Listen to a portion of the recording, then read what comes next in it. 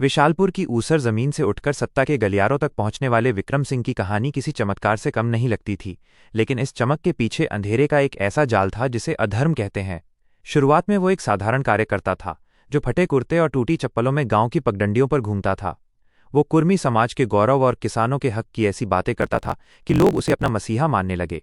उसकी आंखों में एक चमक थी जिसे लोगों ने सेवा का संकल्प समझा, पर असल में वो सत्ता की भूख थी। जैसे ही उसे पहली बार प्रधानी और फिर विधायकी की कुर्सी मिली, उसके भीतर छिपा असली इंसान बाहर आने लगा। सत्ता का नशा किसी भी मदिरा से तेज होता है, और विक्रम सिंह इसी नशे में चूर होकर अपने धर्म यानी अपने कर्तव्यों को भूल गया।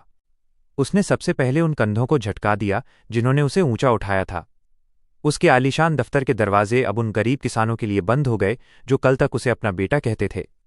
अब वहां मखमली सोफों पर भूमाफिया, ठेकेदार और अपराधी बैठने लगे। अधर्म का पहला लक्षण कृतघ्नता है, और विक्रम ने अपने उस बूढ़े गुरु को भी अपमानित कर बाहर का रास्ता दिखा दिया जिन्होंने उसे राजनीति की बारीकियां सिखाई थीं। वो अक्सर कहता था कि नीति और अनीति जैसी कोई चीज नहीं होती, जो जीत जाए वही नीति है। इसी सोच ने उसे भ्रष्टाचार के दलदल में धकेल दिया। गरीबों के राशन का पैसा, गांवों की सड़कों का बजट और यहां तक कि अस्पतालों की दवाइयों का फंड भी उसकी तिजोरी की शोभा बनने लगा। वो अब जनता का सेवक नहीं, बल्कि एक छोटा तानाशाह बन चुका था। उसके काफिले के निकलने पर सड़कें सूनी कर दी जाती थीं, और जो कोई उसके खिलाफ आवाज उठाता उसे झूठे मुकदमों में फंसाकर जेल भेज दिया जाता। अधर्म की पराकाष्ठा तब हुई जब उसने अपने ही समाज के एक ईमानदार परिवार की पैतृक जमीन को कौड़ियों के दाम अपने गुंडों के नाम करवा दिया।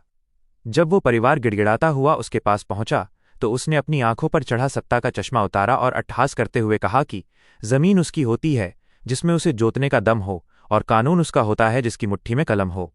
उस वक्त उसे नहीं पता था कि जनता की खामोश बद्दुआएं किसी भी परमाणु बम से अधिक शक्तिशाली होती हैं। उसने धर्म को केवल एक चुनावी हथकंडा बना लिया था। मंचों पर वो मंदिर और परंपराओं की दुहाई देता, लेकिन पर्दे के पीछे वो उन्हीं मूल्यों का कत्ल कर रहा था। अहंकार इतना बढ़ गया कि वो खुद को कानून से ऊपर समझने लगा। उसे लगता था कि पैसा और बाहुबल उसे हमेशा के लिए अजय बना देंगे। लेकिन समय का चक्र जब घूमता है तो वो राजा को रंक बनाने में देर नहीं करता। अगले चुनावों में विक्रम सिंह ने पानी की तरह पैसा बहाया, शराब और लालच का खेल खेला, लेकिन इस बार जनता ने मन बना लिया था। जिस समाज को उसने कमजोर समझा था, उसी ने खामोशी से अपनी ताकत दिखाई। चुनाव के नतीजे आए तो विक्रम सिंह की करारी हार हुई। सत्ता जाते ही वो कवच भी उतर गया जिसने उसके काले कारनामों को ढका हुआ था। जो अधिकारी कल तक उसके जूते साफ करते थे, अब वे ही उसके भ्रष्टाचार की फाइलें खोलने लगे।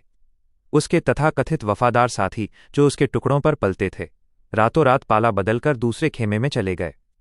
अधर्मी का अंत हमेशा अकेलापन होता है। आज विक्रम सिंह सलाखों के पीछे अपनी हार और अपमान का हिसाब लगा रहा है।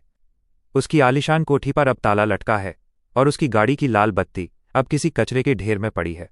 उसकी कहानी ये कड़वा सच बयां करती है कि जो नेता अपनी जड़ों और नैतिकता को काटकर ऊंचा उठना चाहता है, वो उस पतंग की तरह है जिसका धागा टूट चुका हो। वो गिरता तो है, पर कहाँ गिरेगा इसका उसे खुद भी अंदाजा नहीं होता। राजनीति में असली धर्म सेवा है, और जो इस धर्म को त्याग देता है उसे इतिहास कभी माफ नहीं करता।